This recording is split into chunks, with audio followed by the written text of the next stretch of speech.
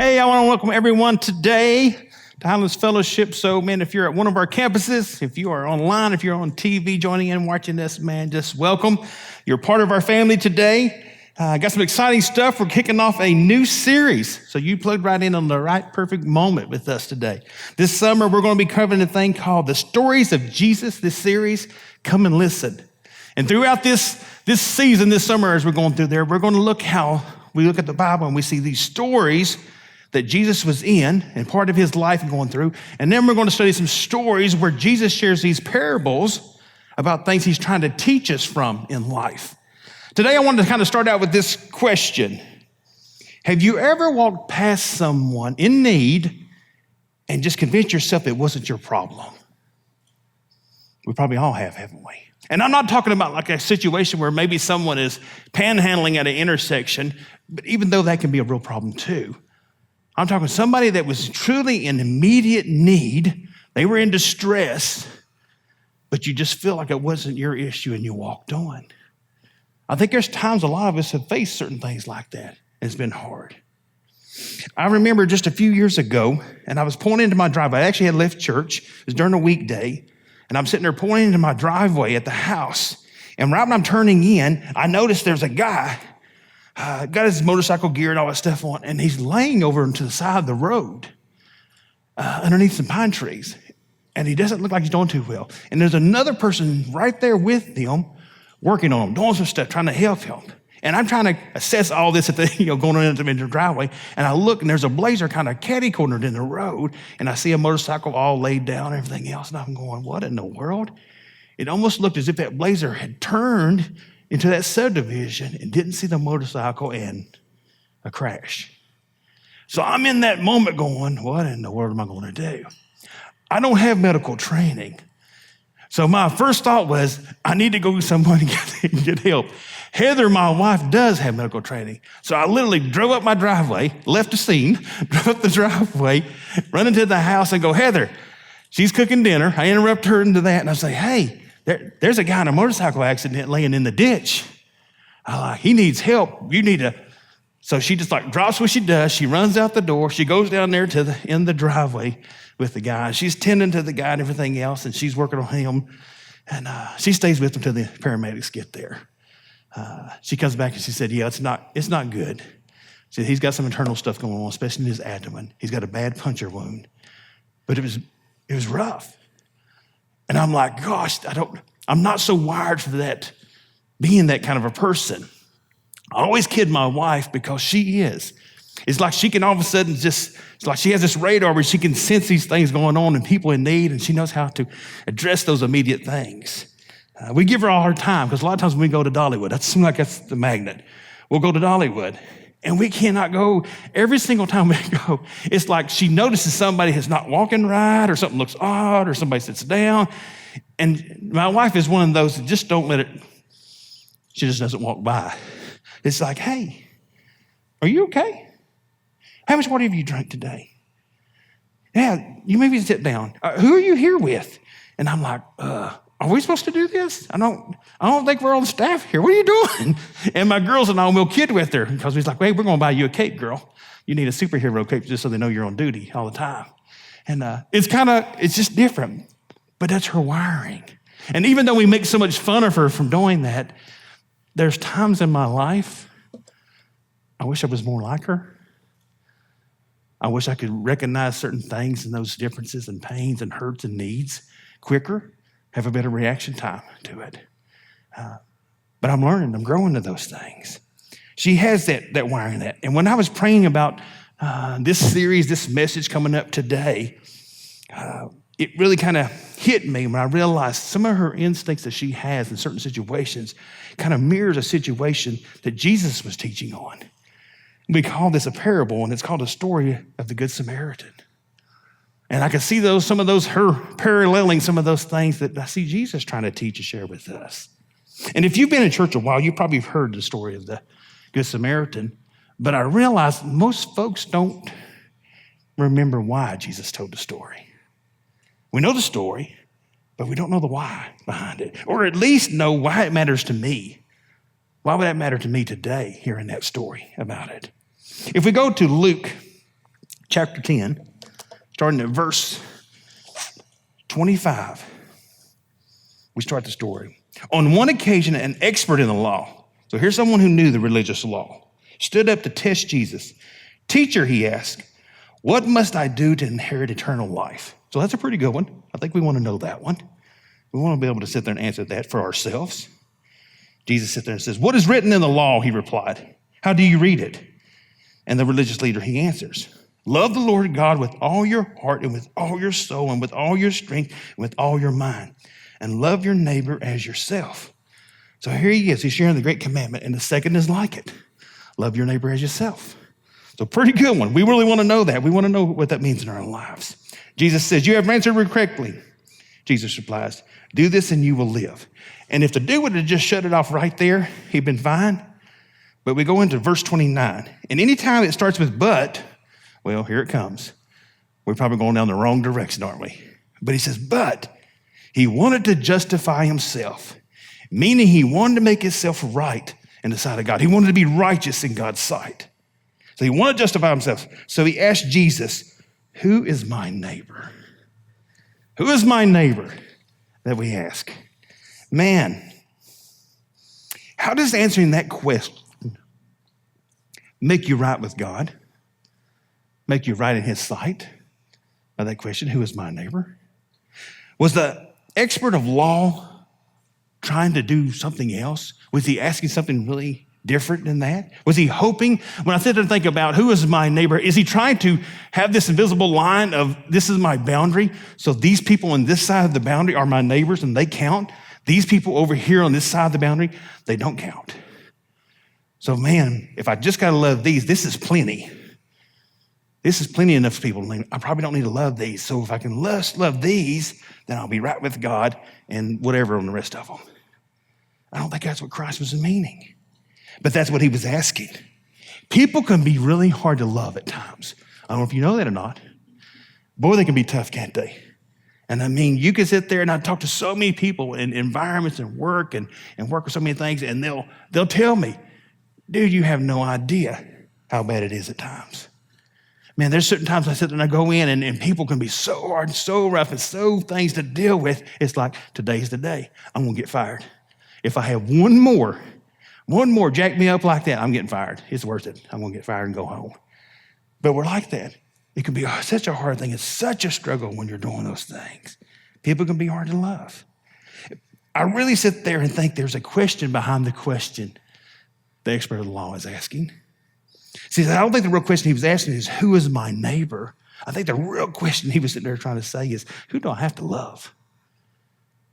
Man, I don't have to love all these people.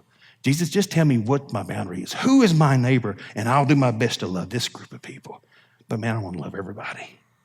Well, I was in college. I worked at a lumber and a hardware company. And if you ever worked in a store like that, most people that come in, it's not coming in because they're having a great day.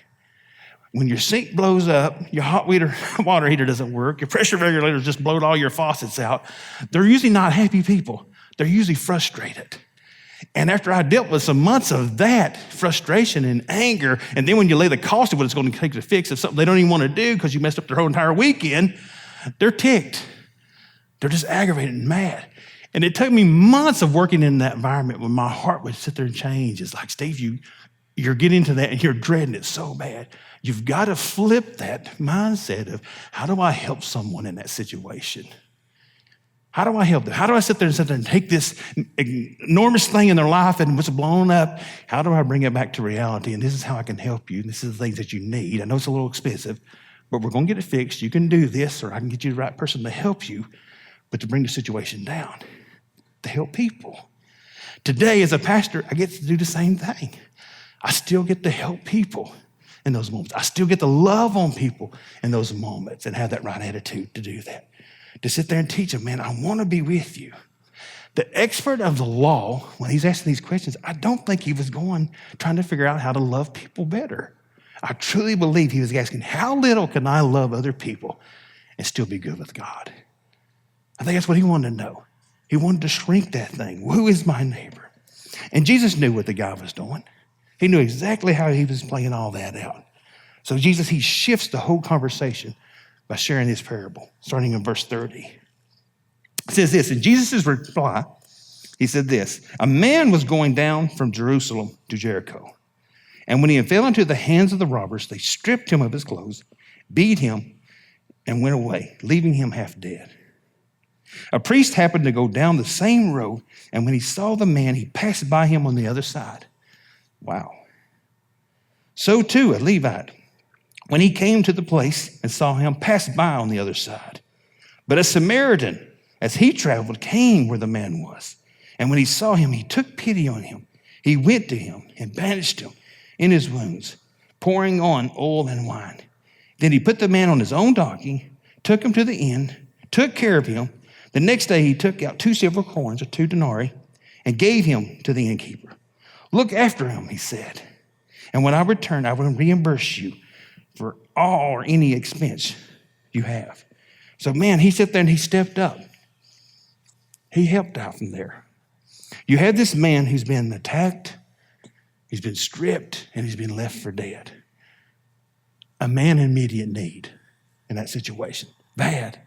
You have this priest, someone who knows the religious law, should have compassion and love and grace and mercy on his heart, but he sees the situation and he crosses onto the other side and walks on. You have a Levite, someone who's in part of God's house to help the rituals, to help to do these things, to sit there and keeps God's house in order. He comes closer to see the man, but he again turns and goes on the other side and walks on.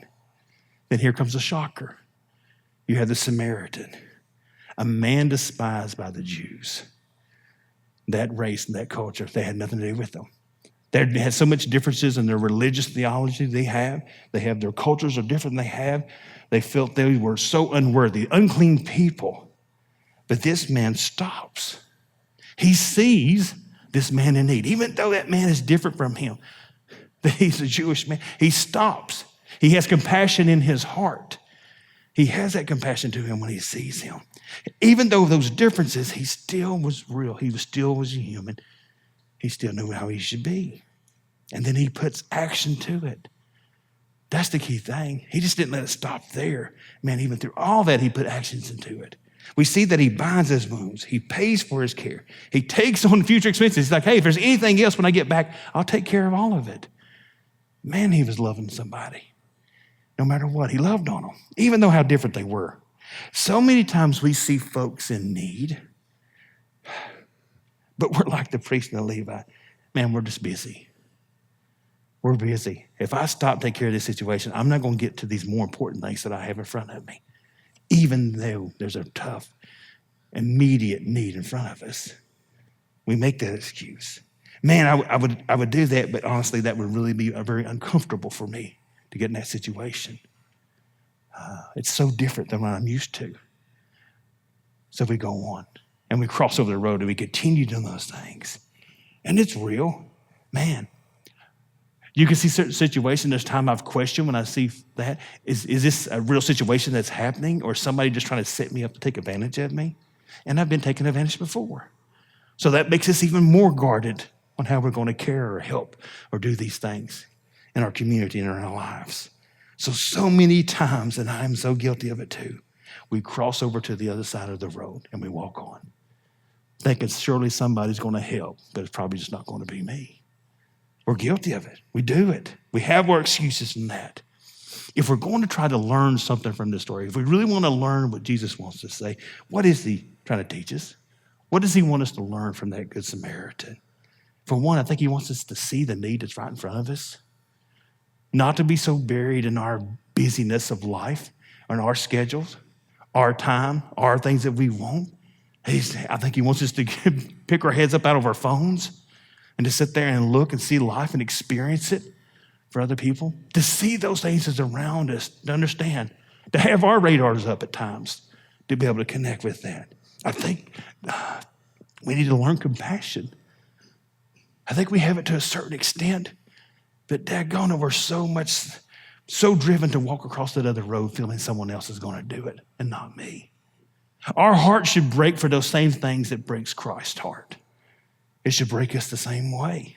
Not to sit there trying to make an excuse or to try to figure out a different way how to get out of those things, how to draw our line and our boundaries. That's not my neighbor. But how do we sit there and wipe away those things? And how do I love like Jesus loved? How do I allow those things that break my heart to truly have compassion on today? And my compassion should drive me to something more than, gosh, I hope somebody helps them. It should drive me into action, to go out and do something about it. We need to take action. We need to sit there and love for people. We need to care for people. We need to be Christians that he raised us to be. We need to mirror what Christ does and live the life he calls us to live, to do those things. Let's read how Jesus has closed the story. Verse 36 and 37. Which of these three do you think was a neighbor to the man who fell into the hands of the robber? I love how he goes into a question. He flips it all the way to the end and says, who do you think was a neighbor? The expert of the law replied, the one who had mercy on him. The expert of the law that should know grace and mercy can't even say the Samaritan. He still despised him. He'd rather sit there and go, the one who had mercy on him. Jesus told him, and he's telling you and I today, go and do likewise. Go make that impact. Go make that differences. Don't sit there and draw boundaries. Sit there and be that person that loves on other people. Jesus flips that question at the end that we constantly ask to really challenge us. Your neighbor isn't identified by who lives near you. That's not their identity in that. It's defined by your willingness to love on people, to act in love toward other people. It's about who you become, a neighbor to those in need. That's what he desires in our life. How can you be that neighbor to somebody? How do you sit there and love them all those times? It's not who is my neighbor, it's to whom I can be a neighbor. That's what he desires in life, to be that neighbor, to love and to care for somebody, to do that. What does that look like today in our own lives? How do we sit there and apply what Jesus is teaching from the Good Samaritan? Being a neighbor means we're going to cross some boundaries in our lives. We're going to. We're going to sit there and cross some racial boundaries. We're going to cross some political boundaries when it's uncomfortable. We're going to sit there and cross cultural boundaries when it's uncomfortable. Being a neighbor means we're going to cross religious boundaries. That's going to stretch us at times to do those things. Sometimes it's going to be physical boundaries when we cross over to ocean to our neighbors on the other side to love and encourage them when they're in need. It's going to cross some boundaries. It's going to cost something. We're going to pay a cost to do that, to love people. There's always a cost. It's going to cost you your time. You will be inconvenienced when you love on other people if you're going to truly follow and model what Christ wants us to do in our lives. You're going to do that. There's going to be energy with that. We got X amount of energy in our lives. So if we give it here, we can't give it there. So it's going to cost you some energy. It's going to cost that time, and it might cost you a little bit. We go to that Good Samaritan, man, he was willing to pay.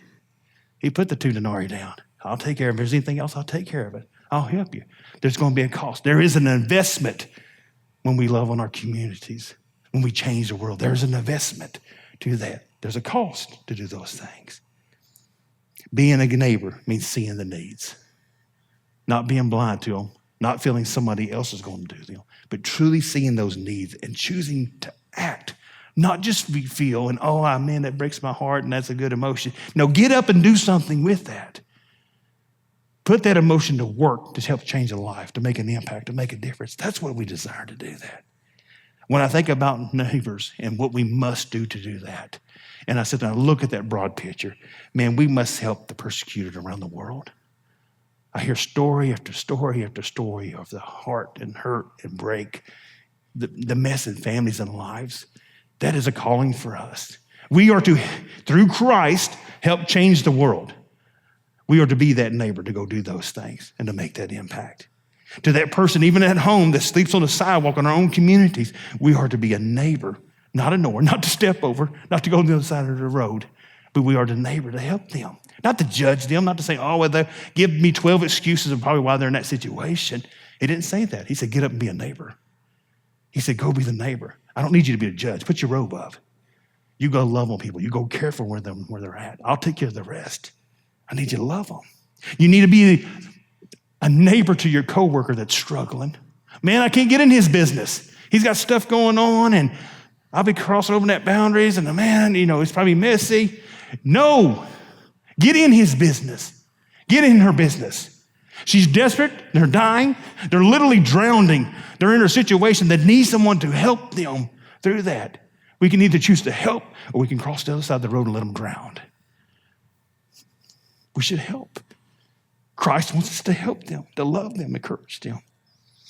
Be a neighbor by not avoiding those people that has political differences than you, has religious differences than you, that has cultural differences than you. Build that bridge to them. Connect with them. Try to understand where they're coming from and allow you to speak into their lives to help them. Be a neighbor. Love them. And to the students in this room, and it's a biggie because I hear about the heart and pain too many times. Be a neighbor to the kids no one will speak to at school. Nothing more than that breaks my heart. When I think of a child alone, that may be different. Maybe they are just a little quirky. Maybe they act different. Maybe they dress differently. Maybe they're just something different than you. So from that, they feel like an outcast. Man, I need you to be a neighbor. Even at your age, I know you're younger, I need you to be a neighbor. I need you to have that love and that heart of Christ when you love on somebody who's not exactly the same as you, but that you can speak into their lives. Be a neighbor. We must, because if not, it can end in some dire needs and dire pains from that. The parable of the Good Samaritan is not a feel-good tale. It's not that at all. I truly believe it's a call to radical mercy, God's mercy. That's what he's calling us to love people. Jesus says, go and do likewise in it. Not just to know your neighbor as someone that lives near you or looks like you or acts like you or agrees with you all the time, but it's anyone in need whom you can help. Who can you help? The challenge is not to ask, who is my neighbor, but to live in such a way that we become the neighbor God calls us to be. That's what I want you to be, that kind of neighbor. The neighbor who reflects God's mercy. That's what it's all about. How can we show them mercy? I was sitting there in this message and I was trying to think of who is someone who models this part of sharing their life, their heart, showing mercy to their neighbors. I can think of one person that I just got to hear speak just a few weeks ago. And if you will, help me welcome Savannah Harrison today from Isaiah 117 house. Savannah models the good neighbor. That's why I asked her to be here today, just to hear how God really captured her heart. This month is foster care awareness, and God captured Savannah's heart in foster care a while back, and so much so she changed everything kind of in her life around to where she's part of Isaiah 117 house. So Savannah, a couple of questions I would love to ask you and you share this morning with us is, what really kind of captured your heart? How did it capture your heart? What was that moment that God really challenged you in? And then just share us about that bridge that I see Isaiah 117 house making in our communities where we live. You got it. So tragically enough, several years ago, I had no idea that I cared about children entering foster care, the foster care system, or the many injustices that are done to our children, our social workers, and our foster families. And then I had a table saw accident, and I lost my finger, and with it went my ability to care about anything. Because I have a flair for the dramatics, I sat in these feelings of worthlessness, self-loathing for longer than I'd care to admit. But then one day, I walked into the Bristol campus, and you said a lot of things that day, but the one thing that you said that just punched me in the gut and put my rear in motion was that God will take your mess and make it something magnificent. And I just knew from that moment that I had to find something to care about again. My philosophy at the time, which I stand by to this day for anyone who finds themselves in a state of crisis or self-doubt, was to go find Gary Childers. And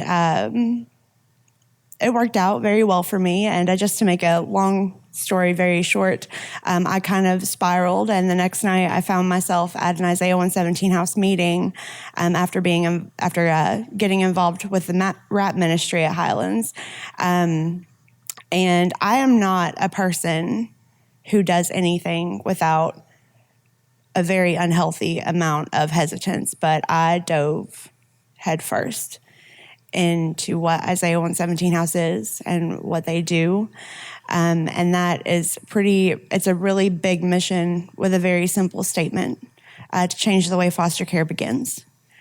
Right now, today, in our communities that we serve, Smith County, Washington County, and the city of Bristol, foster care begins in a government office. It doesn't happen like I thought it did when children are moved from their homes to be placed in care, from homes that are full of abuse, neglect, or just lack of safety. They are not taken from one doorstep to another. They spend the time in between at the Department of Social Services, sitting in a conference room. If they are lucky, they have had the opportunity to bring just a handful of their belongings with them. They often are dirty, tired, hungry, covered in lice. We have seen children with cockroaches in their shoes. And it's a very grave injustice to the kids that we serve. So Isaiah 117 House steps in to provide a safe, loving, magical home. I think you all called it the Disney, which I just love. And we just try to welcome them in and give them the love that they're worthy of, to show them that they're not alone, that there are people who care. We provide them with a comfortable place to sleep. We provide them with about a week's worth of brand new clothing. I think that the biggest thing that we do is we meet these kids where they're at, and we love them where they are. If they are in a state of misery, we sit in it with them. If they want some Legos, we go get them and we build Legos. We bake cookies. We do anything that they need to do to reduce the trauma, normalize their day a little bit, and just be the hands and feet that we're supposed to be. Another thing that we do is we provide a lot of love to our social workers. They actually, in Washington County, had a really hard week last week. And our solution for that was really small, but hopefully semi-noteworthy in their day. We went this morning and got all of their Starbucks and Dunkin' Donuts orders and took them some coffee and donuts, and just to show them that, we acknowledge that you all had a really rough week last week. And this is all we can think of right now to make it better. But we love you. And the third thing that we do, one of the biggest parts of our mission, is to also make that transition easier for the foster families. Right now, they are essentially handed a child and kind of left to fend for themselves. And sometimes that makes it really, really hard for a family to say yes to taking in that child. So we want to make it easier. If they need a bed to say yes, we get them a bed. If they need a car seat, we get them a car seat. Any tangible need that they could possibly have to welcome a child into their home, we make sure that they get it so that they can spend that time just getting to know each other, just loving each other. And our entire purpose is to just try to make a bad day a little bit better. That's awesome. That's awesome. I appreciate you so much. Thank you. Appreciate your heart for doing that. Yes, that's great. Let's give a hand.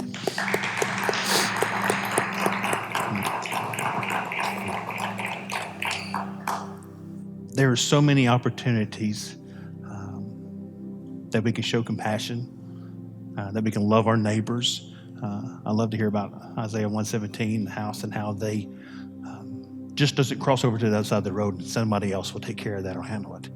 They are actually engaged in that. They make a difference. They find that need, and how do they accomplish filling that need? And how do we do that in our lives everywhere? How do we sit there and we challenge ourselves to keep our eyes open, to see those things around us? Who do you know? Can you show God's mercy to? Who do you know that's in need, that needs help? Who's in your ditch? That either you can go on and somebody else will take care of that, or you're going to sit there and say, man, maybe I can do something for that. Because let me tell you, you might be the only help they got. You might be it. And either you can choose to leave them there or you can choose to help them. I just pray you be that neighbor to help them. See the need that's around you. Feel the compassion. Allow God to sit there to break your heart for those things to connect with. And take some action. Get your butt in gear. Take some action and make a difference, because it can change everything. It can affect hundreds and thousands of the things that they go through in their life. Would you pray with me?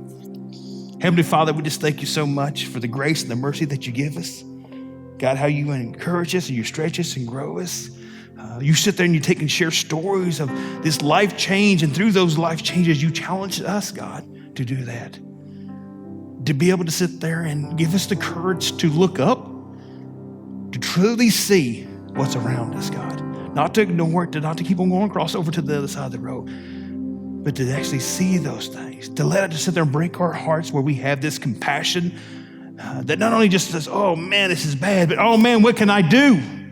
How can I be a part of that? How can I help change that? How do we sit there and love our communities? How do we sit there and work through Jesus and change the world? Father, give us those opportunities. Let us have this plan of action in our lives of moving forward, not running away. Father, we thank you for your grace and your mercy. And maybe today you're sitting there trying to figure out this Jesus thing altogether in your own life. Man, he has this love and his compassion for every single one of us, of all the things that we've screwed up. We've sinned. We made mistakes. We jack up stuff even on purpose. And God says, I love you so much, man. I want you the opportunity to know me even better, to have a relationship with me. He is the God of mercy and of grace, and that is his free gift to you. He wants to have a relationship with you. And he just tells us, man, to ask him to forgive us of all the things we've done wrong, all of the sin in our lives. He died on the cross so we can be forgiven for that. And because of that, when we receive that free gift of salvation, we're not eternally separated from him anymore. We're eternally with him forever from that. And it's just truly asking, forgive me, Father, for my sin. I accept you as my Lord and Savior. I accept that free gift of salvation. And from this moment on, Father, I'm committing to do the best I can to follow you. It might not be pretty, it might not be great, and I might make a lot of mistakes, God. But I'll never lose my salvation. I'll just make some mistakes, God, that you can forgive me my grace. Help me walk in that, Lord.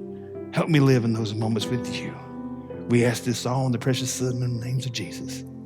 Amen.